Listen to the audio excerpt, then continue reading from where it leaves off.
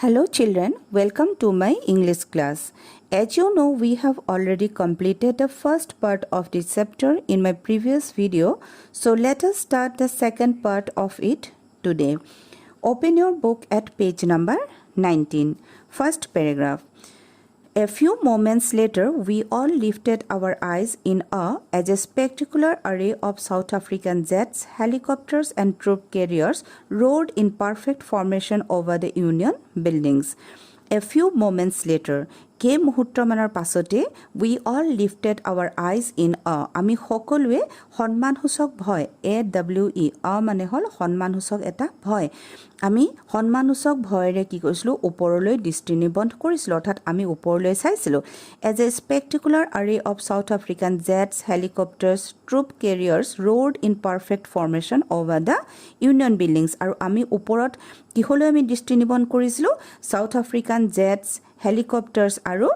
Troop careers অৰ্থাৎ সেনাবাহক বিমানবিলাকে union বিল্ডিঙৰ ওপৰেদি সুন্দৰ আৰু আকৰ্ষণীয়ভাৱে স্পেক্টাকুলাৰ আৰে মানে হল এন ইমপ্ৰেছিভ ডিসপ্লে সুন্দৰ আৰু আকৰ্ষণীয়ভাৱে তাৰমানে এই ইউনিয়ন বিল্ডিঙৰ ওপৰেদি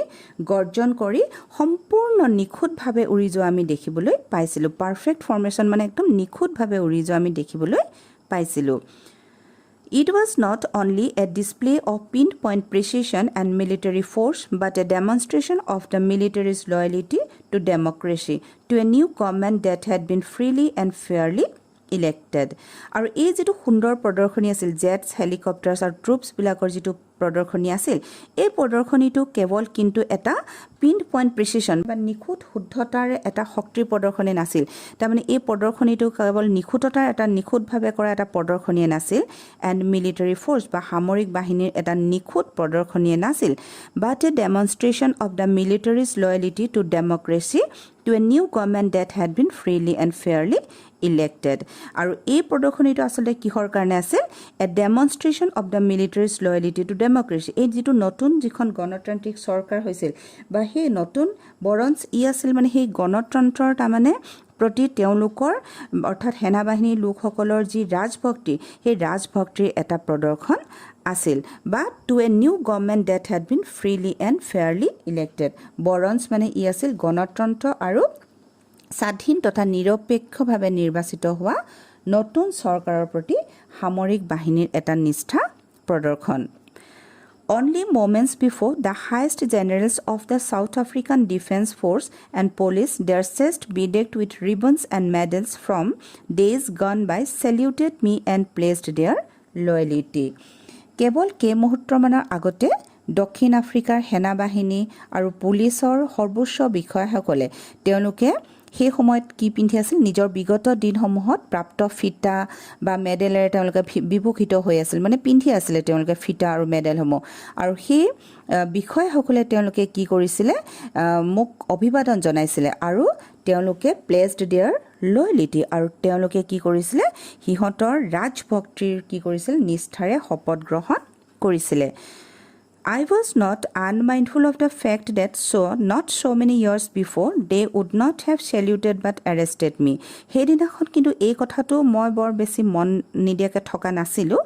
যে অৰ্থাৎ সেইদিনাখন তাৰমানে এই কথাটো মই বৰ নভবাকৈ থকা নাছিলো যে মাত্ৰ কেইবছৰমানৰ আগলৈকে কিন্তু তেওঁলোকে মোক অভিবাদন জনোৱা নাছিল বৰং তেওঁলোকে মোক কি কৰিছিলে গ্ৰেপ্তাৰ কৰিছিলে Finally, a chevron of Impala jets left a smoke trail of the black, red, green, blue and gold of the new South African flag. আৰু অৱশেষত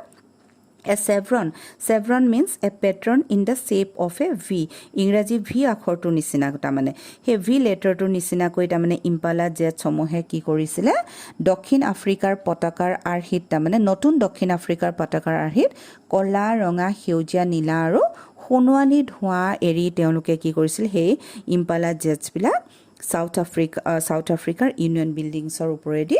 উৰি গৈছিলে next paragraph The day was symbolized for me by the playing of our two national anthems and the vision of whites singing Nkosi Sikelel' I Africa and the blacks singing Die Stem, the old anthem of the Republic. আৰু সেই বিশেষ দিনটো মোৰ কাৰণে স্মৰণীয় হৈছিল কাৰণ সেই দিনাখন দুটা ৰাষ্ট্ৰীয় সংগীত প্ৰদৰ্শন কৰা হৈছিলে and the vision of whites singing Nkosi Sikelel iAfrika আৰু সেই দিনাখন শ্বেতাংগ লোকসকলে অৰ্থাৎ বগা ছালৰ লোকসকলে এনক'চিছ Sikelel I Africa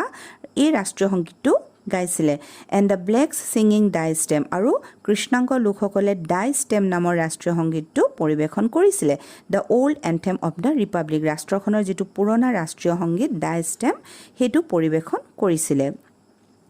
Although that day, neither group knew the lyrics of the anthem. সেইদিনাখন যদিও দুয়োটা দলেই তেওঁলোকৰ ৰাষ্ট্ৰীয় সংগীতৰ লিৰিক কথাংশ কিন্তু বুজি পোৱা নাছিল they once despised যিটো ৰাষ্ট্ৰীয় সংগীতক এটা সময়ত তেওঁলোকে ঘৃণা কৰিছিল সেইদিনাখন কিন্তু তেওঁলোকে কোনো এটা দলে তেওঁলোকে গোৱা ৰাষ্ট্ৰীয় সংগীতটোৰ সেই কথাংশ জনা নাছিল they would soon know the words by heart কিন্তু অতি সোনকালে তেওঁলোকে কি কৰিব অন্তৰেৰে অৰ্থাৎ নিজৰ মনৰ মাজৰ পৰা আচলতে সেই ৰাষ্ট্ৰীয় সংগীতকেইটাৰ কথাংশ তেওঁলোকে অতি সোনকালে তেওঁলোকে বুজি পাব third paragraph On the day of inauguration, I was overwhelmed with a sense of history. On the day of inauguration, উদ্বোধনী অনুষ্ঠানৰ দিনাখন I was overwhelmed with a sense of history. ইতিহাসৰ কথা ভাবি অৰ্থাৎ অতীতৰ কথা ভাবি মই অভিভূত হৈ পৰিছিলোঁ overwhelmed মানে হ'ল অভিভূত হোৱা In the first decade of the 20th century, 20 শতিকাৰ প্ৰথম দশকত অৰ্থাৎ প্ৰথম 10টা বছৰৰ কথা a few years after the bitter Anglo-Boer War আৰু তিক্ততাদায়ক এংলো-বৰৰ যুদ্ধৰ কেইবছৰমানৰ ঠিক পাছৰে কথা and before my own birth আৰু মোৰ নিজৰ জন্মৰ আগৰ কথা the white skinned peoples of South Africa patched up their differences white South Africa সেই শ্বেতাংগ বৰ্ণৰ লোকসকলে কি কৰিছিলে তেওঁলোকৰ মানুহখিনিৰ মাজতে এটা বিভাজন আনি দিছিলে এটা পাৰ্থক্য আনি দিছিলে and erected a system of racial domination against the dark skinned peoples of their own land আৰু তেওঁলোকে নিজৰ ৰাষ্ট্ৰৰে কৃষ্ণ বৰ্ণৰ লোকসকলৰ ওপৰত এটা বৰ্ণভিত্তিক দমন নীতি তেওঁলোকে কি কৰিছিলে সৃষ্টি কৰিছিলে The structure they created formed the basis of one of the harshest, most inhuman societies the world has ever known. আৰু তেওঁলোকে যিটো ব্যৱস্থা গঢ়ি তুলিছিল যিটো বৰ্ণভিত্তিক যিটো ব্যৱস্থা গঢ়ি তুলিছিল সেই ব্যৱস্থাটো আজিলৈকে তাৰমানে পৃথিৱীয়ে দেখা পোৱা আজিলৈকে মানে বিশ্বই দেখা পোৱা অতি কঠোৰতম আৰু একদম চৰম অমানৱীয় নীতিৰ ওপৰত সেই ব্যৱস্থাটো গঢ়ি তোলা হৈছিলে Now in the last decade of the 20th century আৰু এতিয়া প্ৰায় 20 শতিকাৰ শেষৰ দশকৰ কথা 20 শতিকাৰ শেষৰ 10টা বছৰৰ কথা and my own 8th decade as a man আৰু এজন মানুহ হিচাপে মই এতিয়া 8 দশকত মই এতিয়া কি দিছো অষ্টম দশকত মই এতিয়া কি কৰিছো ভৰি দিছো and the system has been overdone forever এতিয়া হে ব্যৱস্থাটো কিন্তু চিৰদিনৰ কাৰণে কি কৰা হৈছে তাৰ পৰা সাউথ আফ্ৰিকাৰ পৰা আঁতৰাই দিয়া হৈছে and replaced by one that recognized the rights and freedoms of all peoples regardless of the color of their skin আৰু এতিয়া তাৰ পৰিৱৰ্তে হে চৰম অমানৱীয় হে ব্যৱস্থাটো এতিয়া যেহেতু আঁতৰাই দিয়া হ'ল আৰু এতিয়া সেই ঠাইত তাৰ পৰিৱৰ্তে এনে এটা ব্যৱস্থা তাত প্ৰদৰ্শন হৈছে যিয়ে ছালৰ বৰণ নিৰ্বিশেষে সকলো লোকৰে অধিকাৰ আৰু স্বাধীনতাৰ স্বীকৃতি প্ৰদান কৰিছে Next paragraph that they had come about through the unimaginable sacrifices of thousands of my people whose suffering and courage can never be counted or repaid সেই বিশেষ দিনটো অৰ্থাৎ স্বাধীনতাৰ সেই বিশেষ দিনটো আমাৰ হাজাৰ হাজাৰ লোকৰ অকল্পনীয় ত্যাগৰ পাছত আহিছিল People whose sufferings and courage can never be counted or repaid যিসকল লোকৰ মানে কষ্ট বা যিসকল লোকৰ সাহসক আমি কোনো দিনে আমি কি কৰিব নোৱাৰো পৰিশোধ কৰিব নোৱাৰো বা আমি গণনা কৰিব আমি নোৱাৰো I felt that day as I have on so many other days that I was simply the sum of all those African patriots who had gone before me আৰু সেই বিশেষ দিনটোতো মই অন্য বহু দিনবোৰৰ দৰে মই অনুভৱ কৰিছিলোঁ যে ময়ো সেই সকলো আফ্ৰিকান দেশভক্ত সকলৰে মই এজন আছিলোঁ যিসকল নেকি মোৰ আগতেই এখন পৃথিৱীৰ পৰা তেওঁলোকে বিদায় লৈছে that long and noble line ended and now began again with me সেই মহান আৰু দীৰ্ঘ ব্যক্তিৰ লানিৰ জৱনিকা পৰিল মোৰ আগতে যিসকল দেশপ্ৰেমিকে ধৰা সাউথ আফ্ৰিকাত তেওঁলোকে সংগ্ৰাম কৰি তেওঁলোকে প্ৰাণ আহুতি দিছিলে তাৰমানে সেই লোকসকলৰ কথা কৈছে সেই মহান আৰু দীৰ্ঘ ব্যক্তিৰ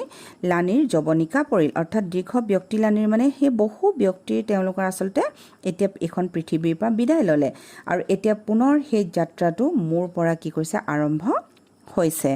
I was pained that I was not able to thank them and that they were not able to see what their sacrifices had wrought. I was pained. সেইদিনাখন মই বৰ মনোকষ্ট পাইছিলোঁ কাৰণ I was not able to thank them কাৰণ মই তেওঁলোকক সেইদিনাখন ধন্যবাদ জনাব পৰা নাছিলোঁ যিসকল লোকৰ কষ্টৰ বিনিময়ত আচলতে আমি আজি এই দিনটো দেখা পাইছোঁ and that they were not able to see what their sacrifices had wrought. আৰু মোৰ কি কাৰণে মই সেইদিনাখন খুব কষ্ট পাইছিলোঁ কাৰণ তেওঁলোকৰ ত্যাগৰ ফল অৰ্থাৎ তেওঁলোকে ইমান যে চেক্ৰিফাইচ কৰিলে কষ্ট কৰিলে ত্যাগ কৰিলে তাৰ বিনিময়ত আজি ৰাষ্ট্ৰখনে কি পালে সেই বস্তুটো তাৰ যিটো ত্যাগৰ ফল তেওঁলোকে প্ৰত্যক্ষ কৰিব নোৱাৰাৰ বাবে সেই দিনাখন মই খুবেই মনোকষ্ট মই পাইছিলোঁ Next paragraph. The policy of apartheid created a deep and lasting wound in my country and my people. The policy of apartheid অৰ্থাৎ বৰ্ণবৈষম্যৰ যি নীতি সেই নীতিটোৱে মোৰ ৰাষ্ট্ৰখনক আৰু মোৰ ৰাষ্ট্ৰৰ মানুহখিনিৰ অন্তৰত এটা গভীৰ আৰু এটা দীৰ্ঘকালীন এটা আঘাতৰ সৃষ্টি কৰিছিলে All of us will spend many years, if not generations, recovering from that profound hurt. সেই profound hurt মানে হ'ল গভীৰ আঘাত সেই গভীৰ আঘাতৰ পৰা আমি সুস্থ হ'বলৈ হ'লে আমাক কেইবাটাও প্ৰজন্মৰ প্ৰয়োজন নহ'লেও ইফ নট জেনেৰেশ্যনছ কেইবাটাও প্ৰজন্ম নহ'লেও কিন্তু অল অফ আছ উইল স্পেণ্ড মেনি ইয়াৰ্ছ আমাক কিন্তু বহু বছৰৰ প্ৰয়োজন হ'ব অৰ্থাৎ সেই আঘাতৰ পৰা মুক্ত পাবলৈ আচলতে আমাক বহু বছৰৰ প্ৰয়োজন হ'ব but the decades of oppression and brutality had another unintended effect কিন্তু দশক জোৰা সেই দমন নীতি আৰু নিষ্ঠুৰতাৰ কিন্তু আন এটা অপৰিকল্পিত এটা ফলাফলো আছিল and that was that it produced the Oliver Tambos the Walter Sisulu, the Chief Lutulis, the Yusuf Dadus, the Bram Fishers, the Robert Subokwes of our time. আৰু এইকেইজন ব্যক্তিৰ নামৰ আগত তোমালোকে মন কৰিবা দা আৰ্টিকলটো ব্যৱহাৰ কৰা আছে কি কাৰণে কৰা আছে যদিও এই নামবিলাক অৰ্থাৎ আমি জানো প্ৰপাৰ নাউনৰ আগত দা আৰ্টিকলটো নবহে কিন্তু এই বিশেষ কিছুমান ব্যক্তিৰ ক্ষেত্ৰত আমি বহাব পাৰোঁ আৰু এইকেইজন ব্যক্তিৰ কথা নেলছন মেণ্ডেলাই কি কৈছে যে সাউথ আফ্ৰিকাত এই দমন নীতিৰ ফলত আচলতে এইকেইজন ব্যক্তিৰ কি হৈছিলে সাউথ আফ্ৰিকাত এনে সাহসী ব্যক্তি আচলতে সাউথ আফ্ৰিকাত জন্মগ্ৰহণ কৰিছিলে মেন অফ সাচ এক্সট্ৰা অৰ্ডিনেৰী কাৰেজ অৰ্থাৎ এই ব্যক্তিসকল কেনেকুৱা ধৰণৰ ব্যক্তি আছিল এক অসাধাৰণ সাহস উইজডম মানে হ'ল জ্ঞান এণ্ড জেনাৰচিটি আৰু এনে উদাৰ মনোভাৱৰ তেওঁলোক ব্যক্তি আছিল যে that their likes may never be known again যে তেনেকুৱা ধৰণৰ মানুহ হয়তো আমি এইখন ৰাষ্ট্ৰত আৰু আমি কেতিয়াও বিচাৰি নাপাম আচলতে সেই নিষ্ঠুৰ দমন নীতিয়ে আচলতে এই মানুহকেইজনক আচলতে এনে ধৰণৰ সাহসী কৰি গঢ়ি তুলিছিলে Perhaps it requires such depths of operation to create such heights of character. হয়তো এনে ধৰণৰ উচ্চ চৰিত্ৰৰ লোক সৃষ্টি কৰিবলৈ হ'লে তেনে ধৰণৰ গভীৰ আঘাতৰো হয়তো প্ৰয়োজন হয়